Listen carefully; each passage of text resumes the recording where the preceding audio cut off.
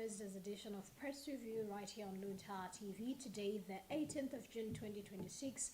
It is yet another time where we take you through some of the stories that are appearing in our newspapers. And of course, today with me, Tandi Wemzimara, and as always, I'm here with our colleague, and today my colleague is Robert Abel Kalindis. Good morning, Mr. Kalindis. How are you? Good morning. How is home? Home is good. Okay. Here is home and home is good. Oh, yes. How are you? And no, we are fine. Home is also fine. Okay. Sure. That is great. We were saying kunena kuti kwa amene mwangotsegula kumene kane manu ndi nthawi ya program imene ya press review imene timakhala kungonikira zina mwa nkhani zimene zalembedwa mu newspaper.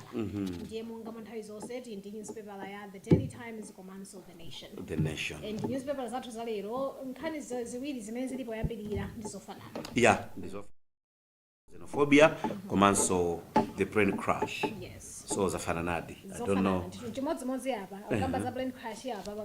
You see, ndeuti anagunda na mitu. Anagunda na mitu. I think nkhani imene zatentha kwa basi. Nkhani zake zokhazo. Ndikuyambira mama morning live tena ngamba ko nkhani zake ziwiri zokhazo. Yes. Kutonza kuti what's hot at the moment. Nkhani zimenezi. Nina mufuna kuti yambira nkhani. Oh yeah, I can start with gender equality. Natsegula ndine. Yes. Kubereka mpata kwazi. Aha, no, tikuthokozeni kuti mumaganiza bwino motero.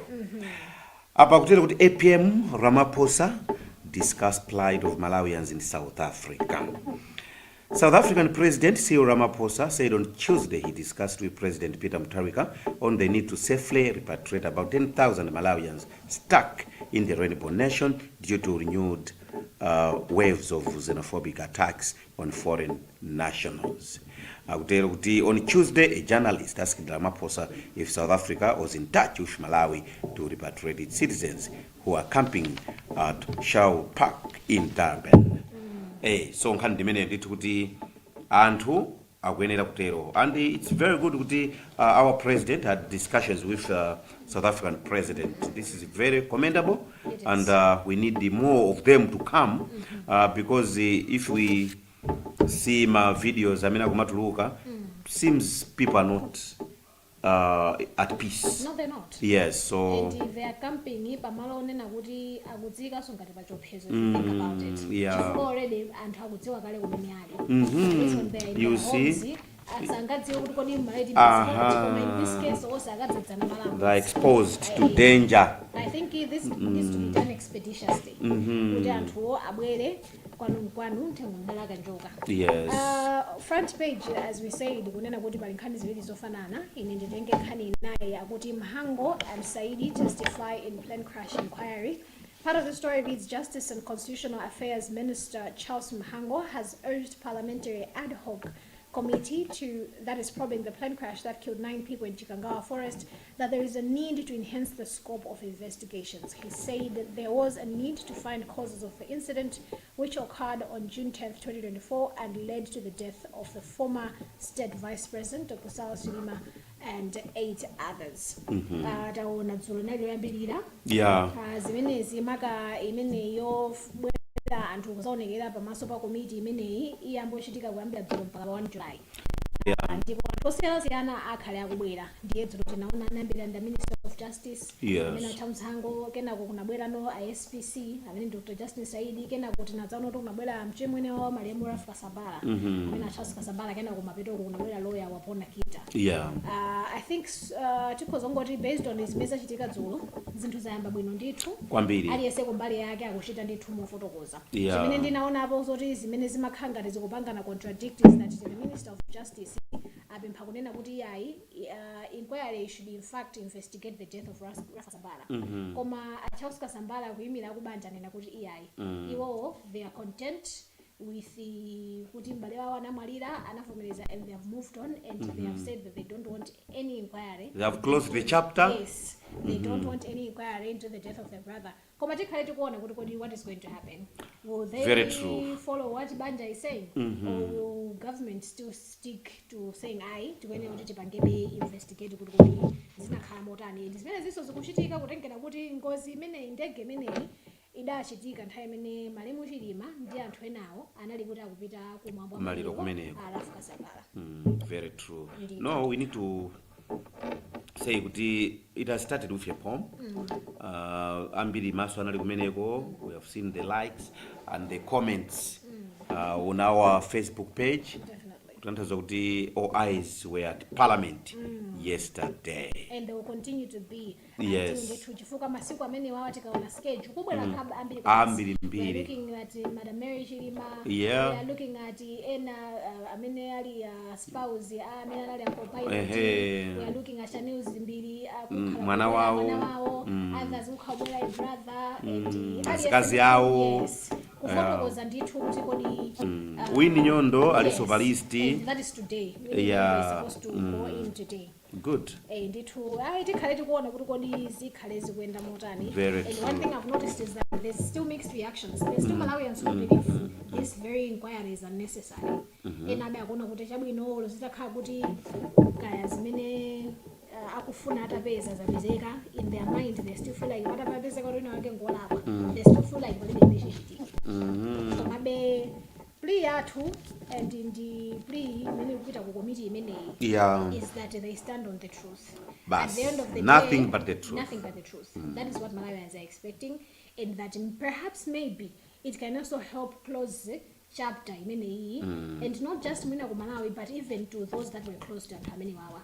Chifukwa beena mwina they have still been looking for closure and they hope to find it through this. And the only way that they can do that is through truth. Very true. Ndithu. Kunokonso kuli kankhani kena ka World Bank akuti reforms key to unlocking 100,000 jobs, says the World Bank. Akuti Malawi could create more than 100,000 jobs in private investment and significantly expand export earnings if it implements targeted reforms in commercial mining, nature-based tourism, and mango production, according to new World Bank group sector. Group report.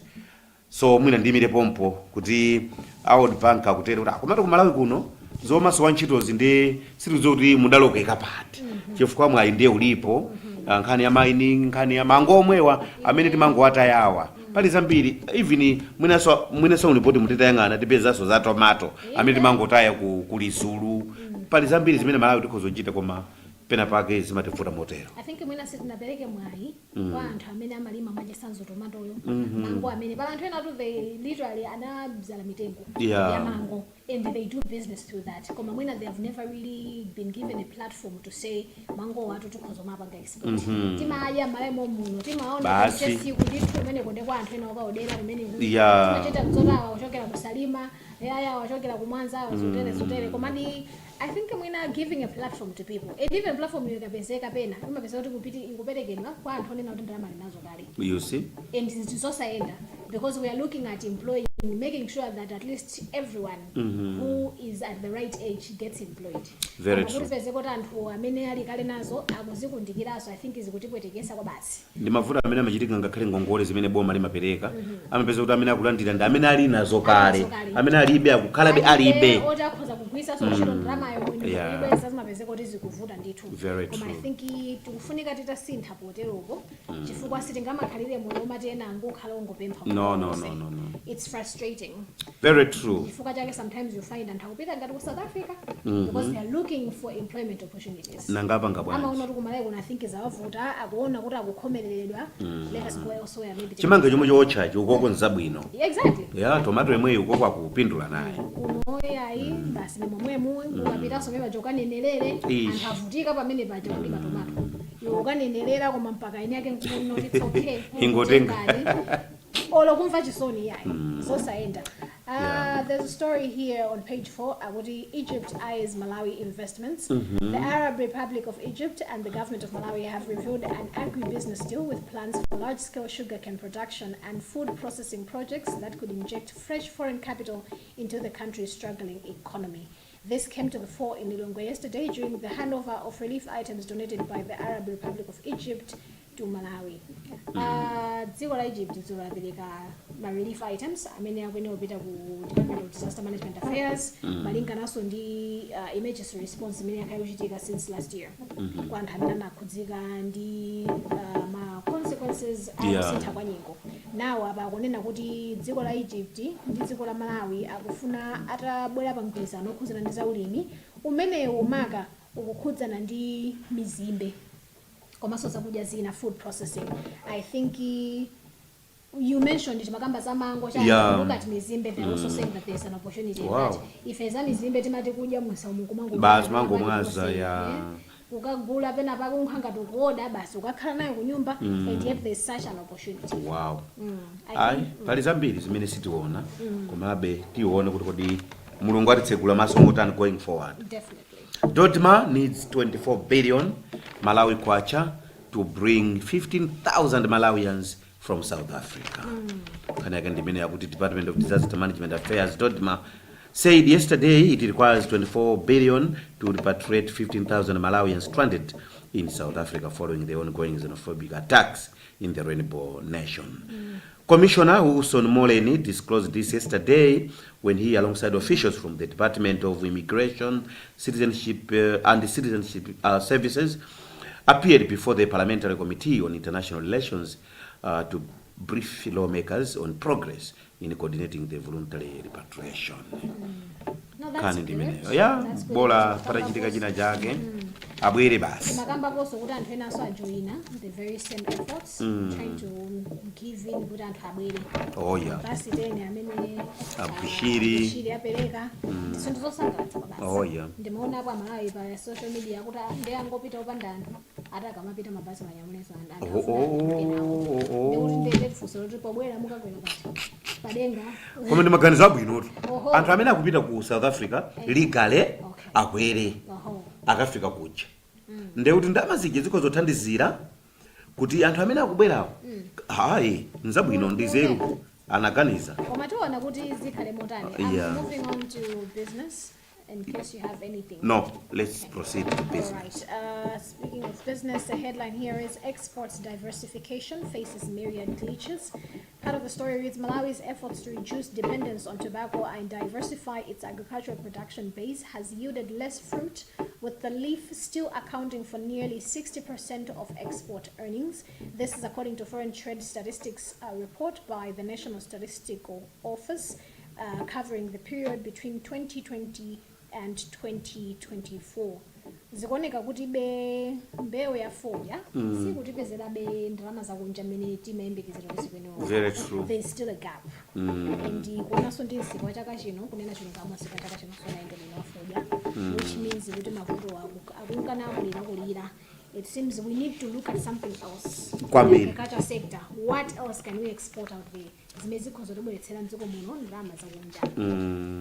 And ababaso anakamba nkhani yomweyo kuti mmene akuonera even TC Tobacco Commission kuti has moved to tighten control over tobacco overproduction. Maona? Alena ulimi umene amodzola. Ndio omweyo so kuzansololayi mwashuluka alimi muchite moto zosayenda. Ati pali over 27 million kgs zoswana zokopita. That is a lot. Ayi. Akazipanga translate to money ndi drama zambiri. Simpunga kuti ufika. Ayi. Ndikonde simpungali kufika. Zovuta. Ndizovuta zikuoneka zosekesa koma ndizomvetsa sochisoni kwambiri. Because you think of inyaka afoja amene. Where are they supposed to go? No. They have put in so much effort kulima foja ameneyo and imolowa zambiri emotionally, physically. Yeah. It has taken a lot from them. Kwambiri. And they were hoping to get something back. But at the end mavuto. Ine ndikuona ngati kuti driving ngati ikhale kuti anthu afuna ayambe kulima foja uja ndemo auze to say chaka chino musalime wambiri koma foja wabwera kale. Ayi zovuta. Sikupira. Ndithu kunonso akuti maize prices continue to decline. Some maize farmers continue to sell their staple grain below the Malawi government set minimum farm gate price, subjecting many of them to potential losses. A latest maize market study by International Food Policy Research Institute showed that the staple grains price has dropped from an average of 736 kwacha per kg in May, and is 21% below the corresponding period last year when it was selling at 933 kwacha per kg. Ay, alimi. Oh yes. Koma ogulitsa tsopano.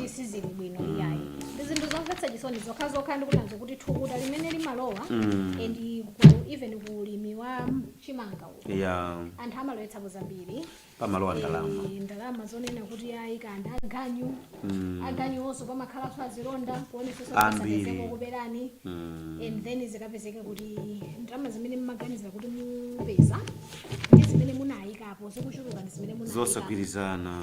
Sizogwira. Do you have anything else before we move on to arts and culture?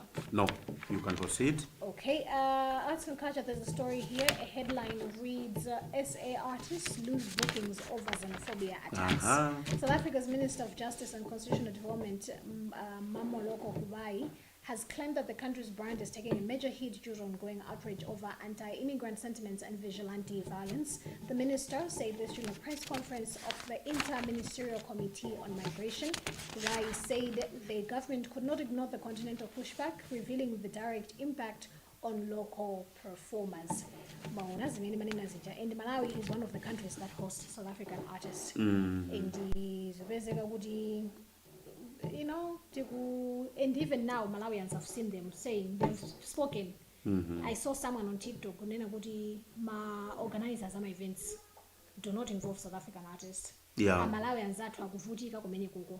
And also, even when you say Malawian artists apite ku South Africa, you know kunena kuti obvious anthu amene akapange atenda ambiri kumene kuko they are Malawians. Yeah. Mukwayika pa chiopsezo anthu amene aja. Because ndekuti anthu amene akupanga za xenophobia, they know exactly where to find Malawians. Ali ayi kwa bwera oyimba wakuti kuti ena Malawi tikapeza kuti, tiye maforeigners tikapeza kuti. So ndizinthu zomvetsa chisoni. Africa is mostly supposed to be one, but we are seeing kuti zinthu zokhanga zikuchitika mo sinthirako with this wave of xenophobic attacks. We've had xenophobic attacks multiple times before. But this is massive. But this one is different. Not only is it massive, komanso ndikuona ngati awareness ilipo yambiri. In this one, sipano ndi technology, people are taking videos. Kale chatingangomva anthu akamafuna. Ayi kumachitika zakuti, but now we are able to see videos. There is so much media awareness on it, and pano pasokhala ngati anthu tina mindset inasintha. Kale lija timangoziona zikuchitika would still be as one unity, koma pano zokhala ngati it's Africa against South Africa. Zinthu zasintha. Zaloweranso ngakhale kumasewero. Oh yes. Toona ni zoyimbazi. Zonsezo ndithu zosakhala bwino. Definitely. Ine ndili ku sports, ndafika kale ku sports. Messi hat-trick equals world record. Akutero kuti Lionel Messi scored a majestic hat-trick to equal the all-time World Cup scoring record, answering doubts about his influence at age 38 and firing up Argentina's title defense with a 3-0 Group J win over Algeria on Tuesday. Yes. Akuti 38 koma ayayi akuchita zodabwitsa Messi. And nkhani yake ndiyo mweyo so imene ili umumu in terms of international sports. Okay. Kumene kwachita moteroso? Nkhani yake ndiyo mweyo ndithu praising Messi, Lionel Messi. Wow. But he's a legend. Oh yeah. He's an icon. Oh yes. I think munthu amene amazisata za football mayina ngati amene wachina Lionel Messi, Ronaldo.